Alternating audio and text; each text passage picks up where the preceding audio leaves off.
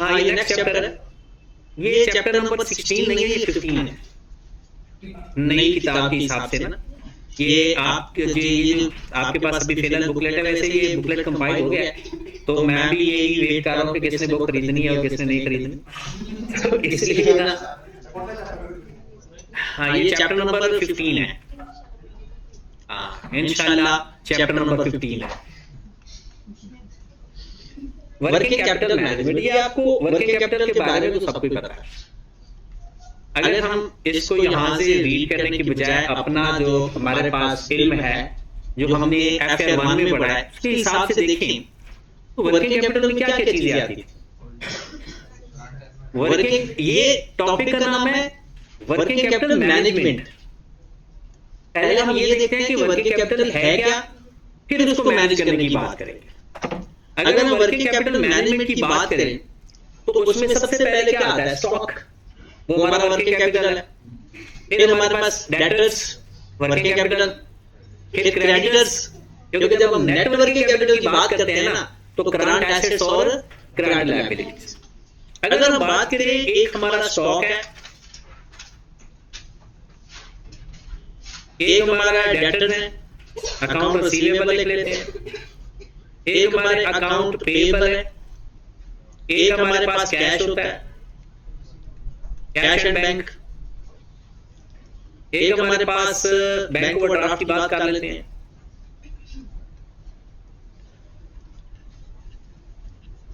एक हम short term investment की बात कर लेते हैं,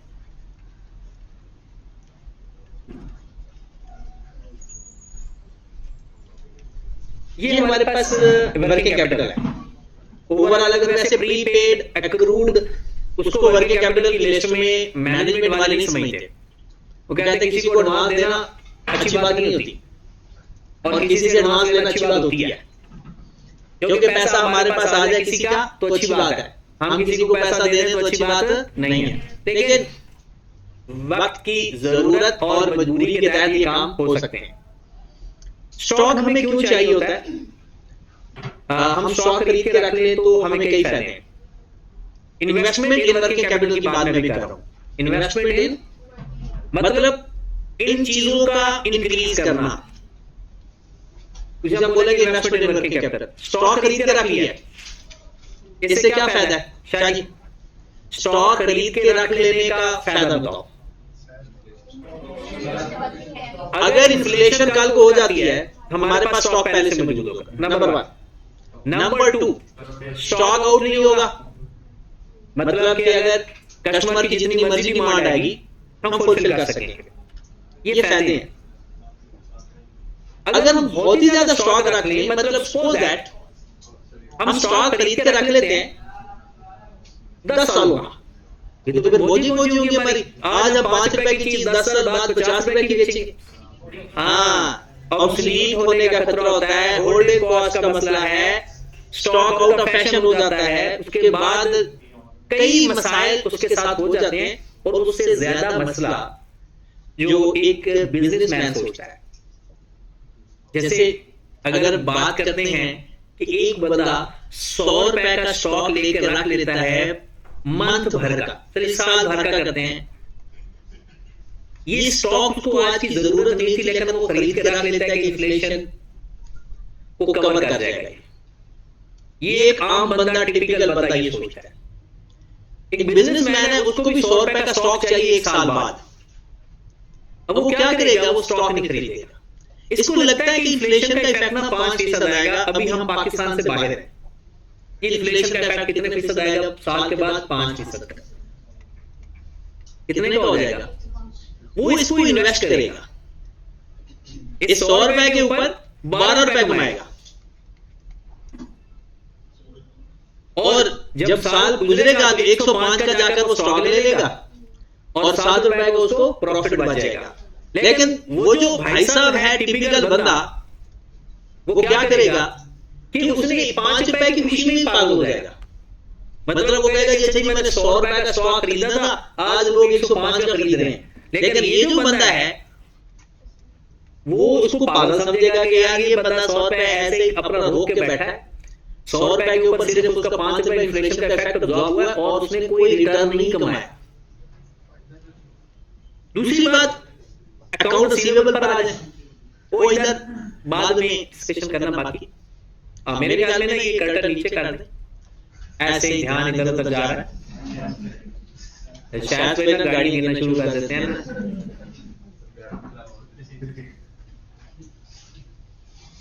नहीं, ये शौक भी पूरा हो जाता है। मैं तो अक्सर कहता हूँ गार्ड की नौकरी कर लो। शौक पूरा कहते हैं ना कि जब कोई शौक पूरा करना हो ना तो उसको अपनी ना जॉब बना लेना चाहिए, हॉबी बना लेना चाहिए। पैसे भी आते हैं, शौक भी पूरा हो जाता है। चलें, अकाउंट रिसीवेबल की बात करते हैं। अकाउंट रिसीवेबल की अगर हम बात करें, इन्वेस्टमेंट इन अकाउंट रिसीवेबल का मतलब पता है किसी को? बहुत ज्यादा क्रेडिट पे चीजें बेच देना, यानी स्टॉक अपना उधार पे बेच देना। अगर उधार पे ना बेचते तो हमारे पास कैश आता, इसका मतलब वही कैश हमारा किसमें रुका हुआ है? Account receivable. इसका फायदा क्या है? स्टॉक जल्दी बिक जाता है, हमारा मार्केट के अंदर शेयर इंक्रीज कर जाता है, मतलब नंबर ऑफ कस्टमर हमारे बढ़ जाते हैं। क्योंकि अगर सपोज एक शख्स उधार दे रहा है और हम डटे हुए हैं कि हम उधार नहीं देंगे, तो उधार देने वाले की सेल ज्यादा होगी। इवन कि चाहे हम प्राइस भी थोड़ी कम कर देना, नो डाउट, सिर्फ वही कस्टमर हमारे पास आएगा ना जिसके पास पैसा है। जिसके पास पैसा है ही नहीं, वो तो फिर रिस्क लेगा ना कि चलो थोड़ी चीज महंगी खरीद ले, 2-3 महीने का उसके पास है, फायदा बहुत है, लेकिन नुकसान क्या है? टाइम वैल्यू ऑफ मनी, मतलब रिटर्न नहीं मिलता हमें। और प्रोविजन फॉर बैड डेट्स, जो मशहूर ज़माना डेटर्स के ऊपर सबसे बड़ी तलवार क्या होती है? Provision for bad debts. चलिए जी, अभी हम सिर्फ फायदा नुकसान देख रहे हैं वर्किंग कैपिटल का, और हमारा टॉपिक का नाम क्या है? वर्किंग कैपिटल मैनेजमेंट, और टू मैनेज। अब आप देख रहे हैं ज्यादा इन्वेस्टमेंट के फायदे भी हो रहे हैं, नुकसान भी हो रहे हैं। हमने क्या करना है? नुकसान वाली साइड पे जाना है, फायदे वाली साइड पे जाना है, या उस पॉइंट पे जाना है जहां पर ये नुकसान और फायदा ऑलमोस्ट इस तरह से हो कि हमें नेट बेनिफिट ज्यादा हो। अगर हम फायदे और नुकसान को नेट करें तो हमारा नेट बेनिफिट ज्यादा हो, या नुकसान जितना हमें कम से कम पॉसिबल हो सकता है। अकाउंट पेएबल का, अकाउंट पेएबल का मतलब क्या है? उधार पे पैसे लेना तो होता ही है। असल वर्किंग कैपिटल मैनेजमेंट की बात ये होती है कि जब अकाउंट पेएबल के पैसे की पेमेंट की डेट आ जाए, और टू पे अकाउंट पेएबल, ये नहीं कि उधार नहीं चाहिए तो फायदा है, कोई मांगे ना। लेकिन हमारी मैनेजमेंट क्या है कि जब इसकी डेट आ जाए तो उस दिन हमारे पास पैसे कहां से आएंगे? जो कैश ऑपरेटिंग साइकिल आपने कहीं पढ़ा होगा, वर्किंग कैपिटल साइकिल, तो बेसिकली वर्किंग कैपिटल साइकिल यही तो था कि हमारे पास एक साइकिल कितने दिनों में पूरा होता है। पता है उसका मतलब क्या था वर्किंग कैपिटल साइकिल का? हमने पैसे कब देने हैं और हमारे पास पैसे कब आएंगे। अगर working capital cycle suppose 20 days आता था ना, इसका मतलब ये है कि हमने जो पैसे देने हैं वो आज देने हैं, और हमारे पास पैसे जब आने हैं वो 20 दिन बाद आएंगे। उसे कहते हैं कैश ऑपरेटिंग साइकिल। देने कब है? आज। आएंगे कब? 20 दिन बाद। हाउ टू मैनेज, कब कैसे पे करो?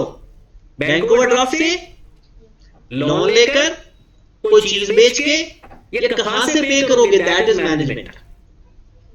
फिर हम देखेंगे कि इन केस देखो 20 दिन का गैप है, सबसे अच्छी चीज है बैंक ओवरड्राफ्ट, क्योंकि बैंक ओवरड्राफ्ट का ये फायदा है ना कि उससे पहले भी अगर पैसे आ गए, पे हो गया, तो हमें उतने दिनों का पे करना पड़ेगा। किसी और लोन का क्या नुकसान होता है? वो पूरी टर्म्स होती हैं, 3 महीनों के लिए लोन मिला है, 2 महीनों के लिए मिला है, वो उतने का इंटरेस्ट हमें पे करना पड़ेगा। तो कैसे पे करने हैं पैसे अपने अकाउंट पेएबल के, हम इस चैप्टर में ये पढ़ेंगे। कैश या बैंक, पैसा हमारे पास मौजूद होना अच्छी बात है, बहुत ज्यादा मौजूद होना अच्छी बात नहीं है। क्योंकि अगर हमारे पास ढेर सारा कैश पड़ा हुआ है, क्या वो रिटर्न देगा? इससे बेहतर नहीं है कि हम इन्वेस्ट करें उसके ऊपर रिटर्न पाए। लेकिन प्रॉब्लम ये है, इन्वेस्ट लॉन्ग टर्म करें या शॉर्ट टर्म करें, डिपेंड करता है कि हमें पैसा कितना और कब चाहिए। अगर आपको पैसे चाहिए, सपोज दैट, मान लो कि आपका इंग्लिश बूट्स के नाम से कोई बिजनेस है, मतलब आपके बूट भी इंग्लिश बोलते हैं, और इंग्लिश बूट्स के नाम से जो आपका बिजनेस चल रहा है, किसी ने आपने अपने अकाउंट पेबल को पैसे देने हैं 5 लाख, तो इतना ही बड़ा बिजनेस होगा ये, और आपके पास पैसा काफी है, मतलब कैश पड़ा हुआ है आपके पास, तो फिर क्या करना चाहिए? जो 5 लाख है कि कोई शॉर्ट टर्म इन्वेस्टमेंट कर लेनी चाहिए, क्योंकि जब जरूरत पड़े अवेलेबल हो, और बाकी फिर कोई लॉन्ग टर्म इन्वेस्टमेंट सोचनी चाहिए, कोई नया प्रोजेक्ट, कोई नया स्ट्रक्चर बिजनेस का, यानी दराज पे आप स्टोर बना लें, शॉपिफाई पे बनाएं, यानी जितना औकात के हिसाब से अपने बिजनेस को एक्सपैंड करें। बट इस 5 लाख और रिमेनिंग अमाउंट के साथ साथ थोड़ा सा कैश और भी चाहिए। मतलब कौन सा? Day to day operation, day to day operations, मतलब थोड़े से पैसे तो वो बिजनेसमैन का बेटा आएगा, वो 500,000 तो वो भी निकाल के जाएगा ना। जब भी ये बिजनेसमैन के बच्चों का सबसे बड़ा अलमिया यही होता है, वो जब भी दुकान पे जाए ना, समझ जाओ कि वो ना खास उनको ना पैसे चाहिए, वो आधा घंटा आप 2 घंटे क्या अम्मा जी जाओ रेस्ट करके आओ, और फिर वो जैसे उनका काम पूरा हो गया, चले गांजा गजे भी कहेंगे कि आज आप बिजनेस को टाइट देकर रहे हैं, चले। डे टू डे ऑपरेशन के लिए कैश कितना रखना है, बैंक में कितना होना चाहिए, फिर उसके बाद शॉर्ट टर्म या लॉन्ग टर्म इन्वेस्टमेंट कितनी करनी चाहिए, ये भी एक मैनेजमेंट है। इसको क्या कैसे करना है। फिर आगे बैंक ओवरड्राफ्ट। बैंक ओवरड्राफ्ट याद रखिए, इसके साथ बहुत ज्यादा लिंक करता है। पहली बात, बैंक ओवरड्राफ्ट की लिमिट सेट करनी है हमने। आपने देखा होगा कॉस्ट के सवाल, बल्कि कॉस्ट में सवाल, ये बजटिंग के सवालों के अंदर जब उसने कहता था ना कि अगर नेगेटिव आएगा बैलेंस तो वो कितना नेगेटिव बैलेंस आएगा। अब 6 महीनों का आपने बजट बनाया, अब 6 महीनों में बजट के अंदर ना आपका जो मैक्सिमम चला गया ना ओवरड्राफ्ट मंथली, वो चला गया सपोज दैट यानी 8 लाख तक। तो आप तकरीबन कहेंगे 1 मिलियन तक हमें ओवरड्राफ्ट चाहिए, या अगर आपका मंथली ओवरड्राफ्ट चला गया सपोज दैट 5 लाख तक, तो आप अपने ओवरड्राफ्ट की लिमिट 5 लाख सेट करवा लेंगे। तो बैंक ओवरड्राफ्ट मैनेजमेंट सिर्फ ये नहीं है कि हमने बैंक ओवरड्राफ्ट लेना है, उसकी लिमिट भी तो बताएंगे कि भाई साहब कितनी लिमिट होनी चाहिए और कितने दिनों तक नॉर्मली आप पेमेंट, मतलब आपका कैश ऑपरेटिंग साइकिल कितने दिनों का, ये बैंक ओवरड्राफ्ट के साथ लिंक रखेंगे। उसके बाद शॉर्ट टर्म इन्वेस्टमेंट तो वही चीज है कि आपके पास जो कैश पड़ा हुआ है वो कितने दिनों के लिए आप इन्वेस्ट कर सकते हो। अब इसकी मैनेजमेंट करने के लिए पहली बात, एक चीज आपने यहां सीखी है पढ़ने के बाद, over investment in working capital.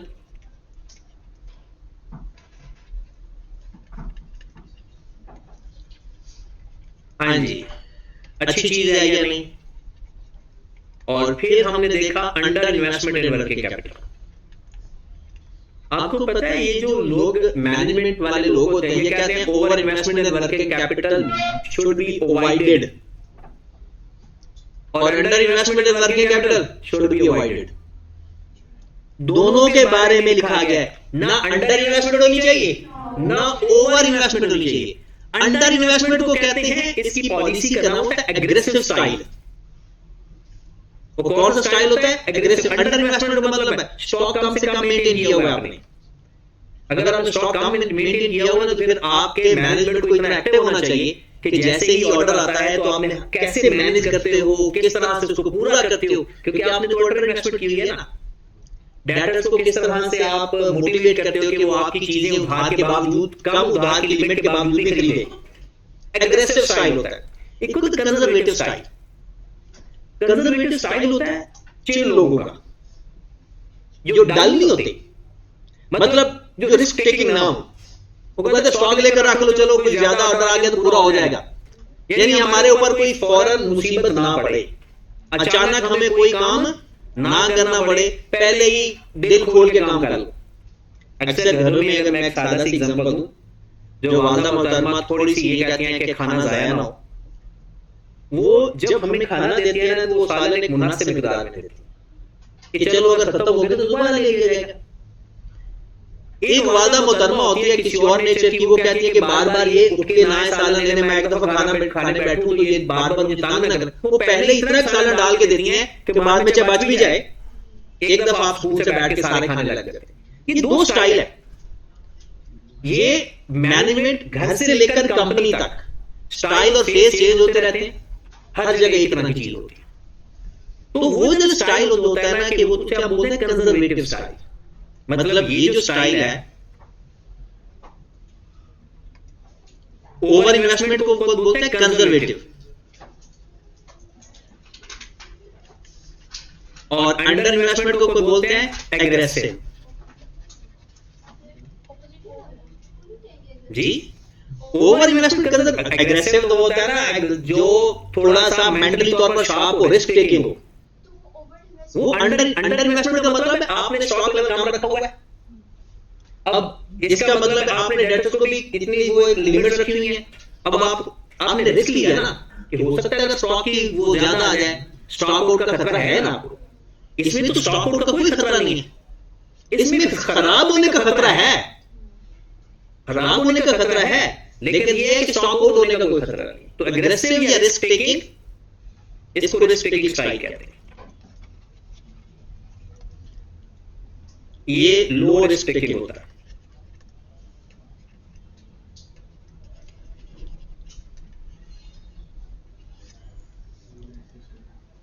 हाँ जी, अगर वर्किंग कैपिटल से सवाल आता है ना हमें, सबसे पहले तो हमसे पूछेगा वर्किंग कैपिटल है क्या। वो तो हम यही बोलेंगे कि investment in stock, debtors, available of cash in hand, ये सारा वर्किंग कैपिटल है।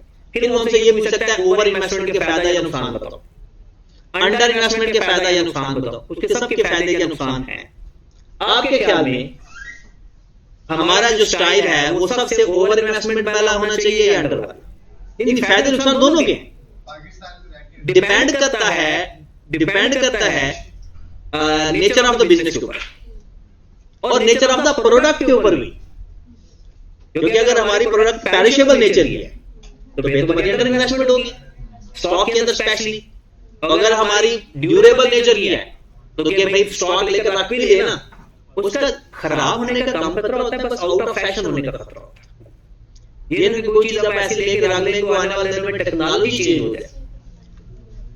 एक और स्टाइल होता है मॉडरेट। मॉडरेट स्टाइल में ये होता है कि आप ना ये कॉस्ट अकाउंटिंग के अंदर आपने इन्वेंटरी मैनेजमेंट पढ़ा होगा। इन्वेंटरी मैनेजमेंट के अंदर यही चीज को सिखाते हैं कि वो स्टॉक लेवल रखो जिसमें आपकी होल्डिंग कॉस्ट और ऑर्डरिंग कॉस्ट आपस में बराबर हो। तो बेसिकली वहां का मकसद यहां इस्तेमाल होता है वर्किंग कैपिटल मैनेजमेंट। फिर अपने डेटर्स को एक खास हद तक एक लिमिट सेट करो। आपने FR1 के अंदर रेशियो एनालिसिस में पढ़ा था कि कैश ऑपरेटिंग साइकिल को रिड्यूस कैसे करना है, एनहांस कैसे करना है और रिड्यूस कैसे करना है। वो सारे के सारे फैक्टर्स, कमेंट्स, रिमार्क्स यहां पर काम आएंगे। फिलहाल आप हमारे पास 3 टाइप के स्टाइल है। एग्रेसिव स्टाइल वो क्या करता है, अच्छा हम ओवर इन्वेस्टमेंट क्यों नहीं करते, एक लफ्ज आप इस्तेमाल करते हुए वो कहते हैं हर इन्वेस्टमेंट की एक कॉस्ट होती है, हर इन्वेस्टमेंट की उस कॉस्ट को बोलते हैं फाइनेंस कॉस्ट। ये आपका जो चैप्टर है इससे पिछले चैप्टर है ना, दोनों चैप्टर नंबर 10 और 11 है वो फाइनेंस के है। एक है फाइनेंस और एक है फाइनेंस कॉस्ट। फाइनेंस कॉस्ट का मतलब ये है कि अगर आप लोग पैसा अरेंज करते हो शेयर इशू करके तो कंपनी को डिविडेंड देना पड़ता है, और अगर आप पैसा इकट्ठा करते हो लोन लेकर तो कंपनी को इंटरेस्ट देना पड़ता है। मुझे आप ये बताओ कि आप शेयर इशू करके पैसा क्या करना चाहते हो? इन्वेस्टमेंट करनी है ना, स्टॉक खरीदने के लिए चाहिए, क्रेडिटर को पेमेंट के लिए चाहिए, या लॉन्ग टर्म कोई प्रोजेक्ट है उसमें लॉन्ग टर्म एसेट्स चाहिए। लेकिन अभी हम लॉन्ग टर्म एसेट्स की बात नहीं कर रहे, फिक्स्ड एसेट्स की, अभी हम शॉर्ट टर्म एसेट्स की बात कर रहे हैं। तो इन सब की कॉस्ट है। कहते हैं ये पैसा जब आप लोग इसके ऊपर लगाओगे ना अपने वर्किंग कैपिटल के ऊपर, तो आपको ये कॉस्ट बियर करनी पड़ रही होगी। या तो ऐसा है कि वहां से पैसा लेकर आगे इन्वेस्ट करो तो रिटर्न कमाओ, आपने अगर इन्वेस्टमेंट कर दी ना डेटर के अंदर और इन्वेंटरी के अंदर, उसके ऊपर कोई आपको एक्स्ट्रा रिटर्न नहीं मिलना सिवाय उसके कि जो प्रॉफिट है। कहते हैं इसलिए सोच समझ के पैसा लगाओ, ये ना हो कि उधर से थोड़ा सा प्रॉफिट कमा रहे हो, इधर से फाइनेंस कॉस्ट ज्यादा आ गई। इसी की मैनेजमेंट आपने करनी है, और मैनेजमेंट आपको पता है कि सिर्फ आपको फायदे नुकसान का पता होता है, सिर्फ ये समझनी है कि हर इन्वेस्टमेंट की कॉस्ट होती है, और हर बंदा इसको जो मैनेज करता है कहते हैं अच्छा ठीक है, अगर आपने मैनेज करना है ना तो मैनेजमेंट का बेस है, किस चीज को बेस बनाकर आप मैनेज करते हो। आपके ख्याल में क्या चीज है वर्किंग कैपिटल मैनेजमेंट में सबसे अच्छी बेस क्या होती है?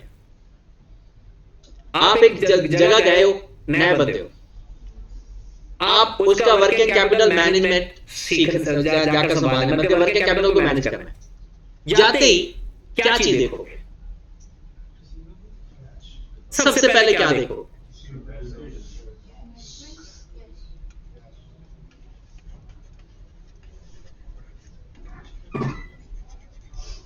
Cash operating cycle. Cash operating cycle की लेंथ देखोगे कि भाई साहब इन लोगों को कितना बैंक ओवरड्राफ्ट अरेंज करना पड़ता है कितने दिनों के लिए, उससे आपको क्या पता चलेगा आपकी इन्वेंटरी टाइम पे बिकती है या नहीं बिकती।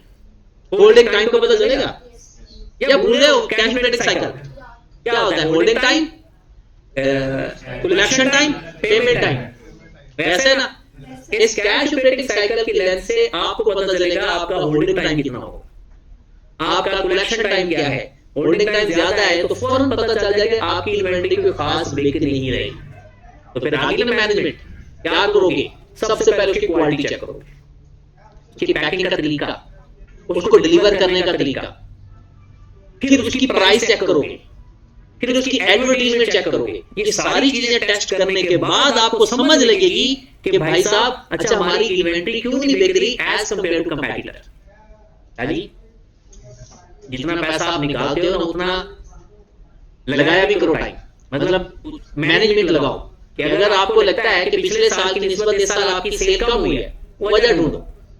आपका एक कंपैटिटर बैठा है आपके साथ, उसकी सेल ज्यादा हुई, आपकी कम क्यों हो रही, वजह ढूंढो। सबसे पहले तो इन्वेंटरी है कि आपके पास जो इन्वेंटरी पड़ी हुई है क्या वो कस्टमर को माइंड को एक्सेप्ट हो रही है, कस्टमर उसको चाह रहा है, खरीदना चाह रहा है। फिर अपने डेटर्स पर आ जाओ। आपने देखा कि पिछले साल आपकी कोई 2 मिलियन की सेल हुई, जिसमें से 12 मिलियन रिकवर हुआ, 8 मिलियन रिकवर ही नहीं हुआ, 20 मिलियन की 20 मिलियन में से 12 मिलियन रिकवर हुआ। आपने कहना कि यार ये तो बैड डेट्स बढ़ रहे, क्या तरीकाकार अपनाया जाए कि हमारे बैड डेट्स कम हो जाएं, क्या हम होल्डिंग टाइम कम करें, सॉरी कलेक्शन टाइम कम करें, उससे खतरा है हमारा रेवेन्यू कम हो जाएगा। या फिर हम ऐसा करें कि हमने देखा कि हमें 8 मिलियन का नुकसान हो रहा है।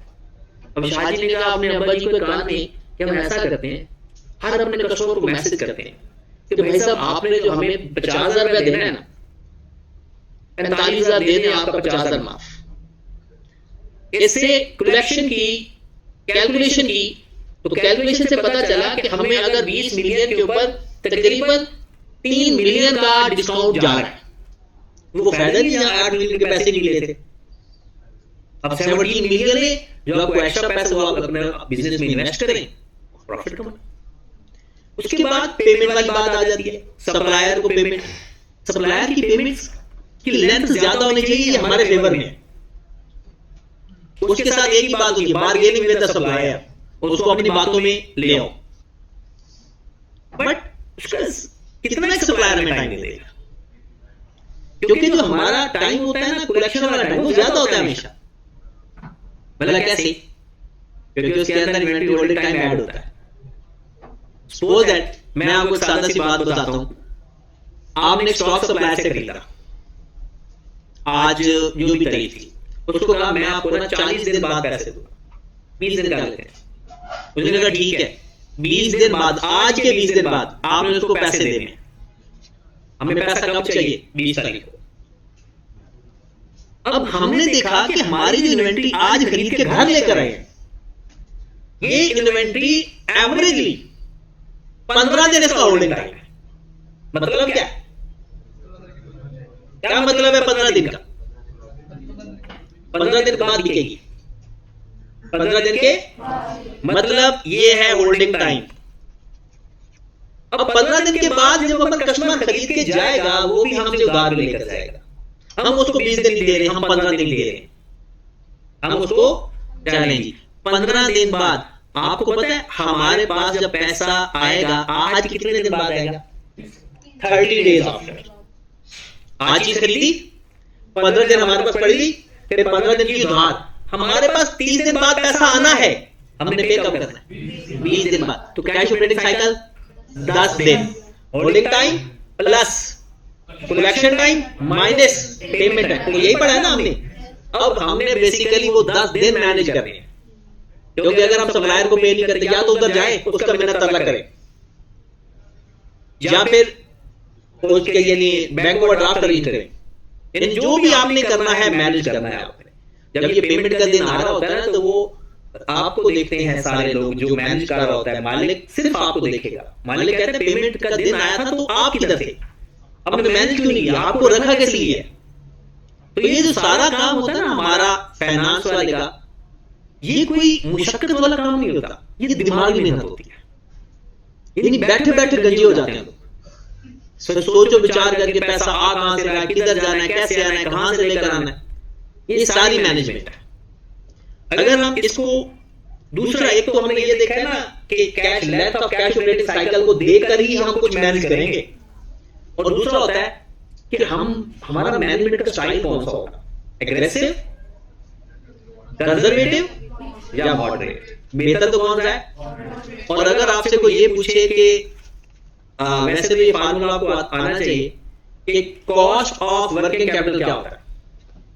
वर्किंग कैपिटल में इन्वेस्टमेंट करते हो ना, तो उसके ऊपर कॉस्ट क्या है? कहते हैं जितनी इन्वेस्टमेंट उसके ऊपर करनी है ना, multiplied by market rate of interest.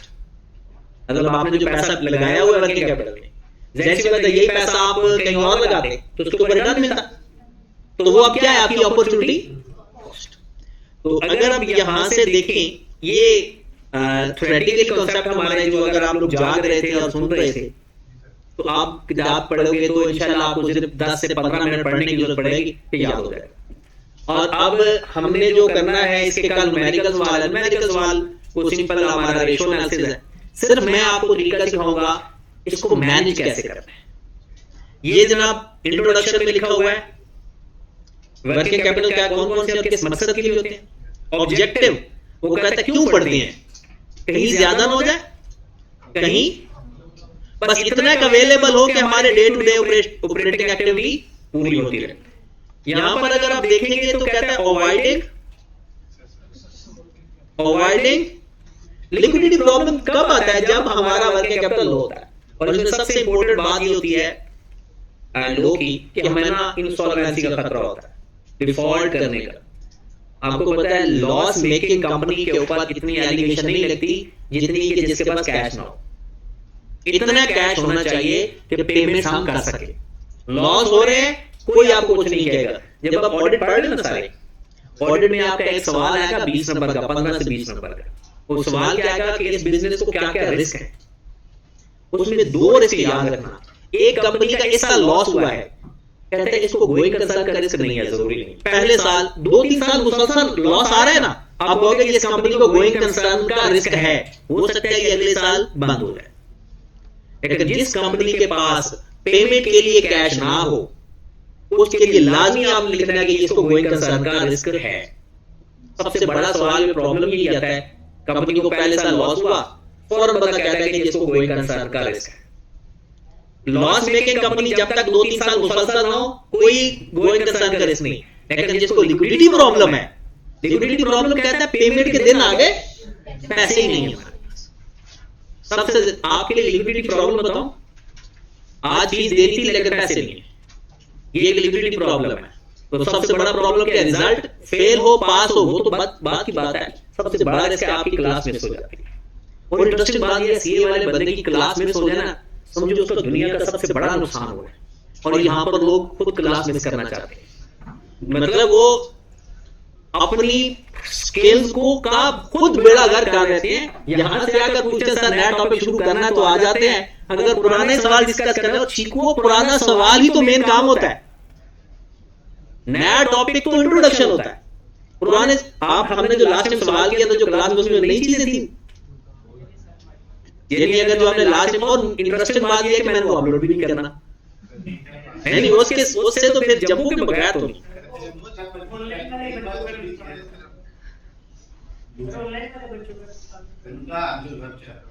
चलिए, अच्छा ये कंफ्लिक्ट कौन सा बना, ये कंफ्लिक्ट है,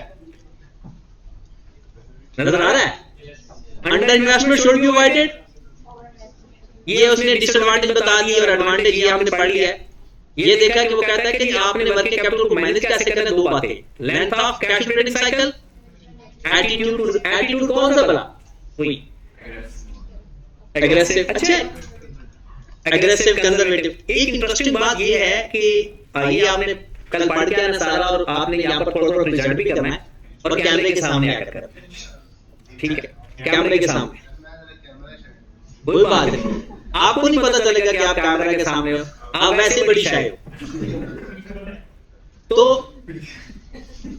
1-2 मिनट की बात है, अभी हमने पढ़ा क्या है, length of cash trading cycle, वो रिटेलर के लिए लागू होती है, मैन्युफैक्चरर के लिए लागू होती है।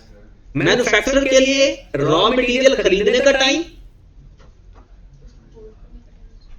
उसके वर्क इन प्रोसेस का टाइम, और फिनिश गुड्स के होल्डिंग का टाइम, और फिर जब उसने बेचा उधार पे वो सारा प्लस करके आएगा।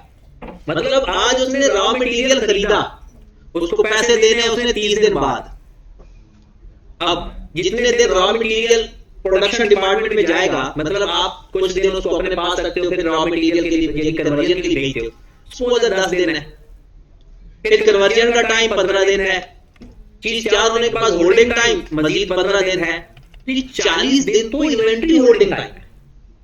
फिर कस्टमर उधार पर ले गया चलो 10 दिन के लिए, तो 50 दिन होल्डिंग टाइम है, और आपने कितने दिन बाद पैसे देने हैं, 30 दिन बाद, तो कैश ऑपरेटिंग साइकिल कितना हो जाएगा, 20 दिन। क्लियर होगी बात? चलिए जनाब, ये चीज भी उसने बता दी। तो आपने ये एग्रेसिव स्टाइल, कंजर्वेटिव स्टाइल, और यहां पर उसने, हाँ ये एक चीज छोटी सी टर्म है, ये कंजर्वेटिव से नीचे लिखा हुआ नहीं, कल हमने न्यूमेरिकल करना है, फ्लक्चुएटिंग और परमानेंट वर्किंग कैपिटल। वो कहता है परमानेंट का मतलब है एक थ्रेशोल्ड होता है, इतनी कम से कम हमने हर हाल में इन्वेस्टमेंट करनी ही करनी है। मतलब एक खास जो आपने इन्वेंटरी मैनेजमेंट रखना है, जिसे हम कहते हैं बफर स्टॉक, तो सेफ्टी स्टॉक, तो वो सेफ्टी स्टॉक क्या है, परमानेंट, और फ्लक्चुएटिंग क्या है, उससे ज्यादा जितना आपको चाहिए उसके हिसाब से आप मंगवा लेते हो, लीड टाइम देखते हो और चीज देखते हो। परमानेंट होता है कि जो आपने हर हाल में इतनी इन्वेस्टमेंट रखनी है, और फ्लक्चुएटिंग क्या है, फिर वो सिचुएशन के हिसाब से आपको ज्यादा चाहिए ज्यादा ऑर्डर कर दो, काम चाहिए कम ऑर्डर कर दो। तो यहां तक आपने कल तैयार करके आना है कैश ऑपरेटिंग साइकिल से पहले, ठीक है। इसमें आपको जो बात नहीं समझ लगेगी वो मैं डिस्कस कर दूंगा, लेकिन कल ये चीजें आप लोगों ने जरूरी नहीं कि रट्टा लगा करो, आपके दिमाग में एग्रेसिव स्टाइल की 4 बातें होनी चाहिए, कंजर्वेटिव स्टाइल की 2-3 बातें, फिर इसमें ओवर इन्वेस्टमेंट अंडर इन्वेस्टमेंट क्यों करनी चाहिए नहीं करनी चाहिए, ये सारा, ये तकरीबन 2 से 2.5 सफे बनते हैं, पूरे पेज ही नहीं सफे बनते हैं। तो ये इंशाल्लाह हो जाएंगे। तो कल वैसे ही न्यूमेरिकल है वो तो हो जाएगा, ठीक है जनाब, जज़ाकल्लाह।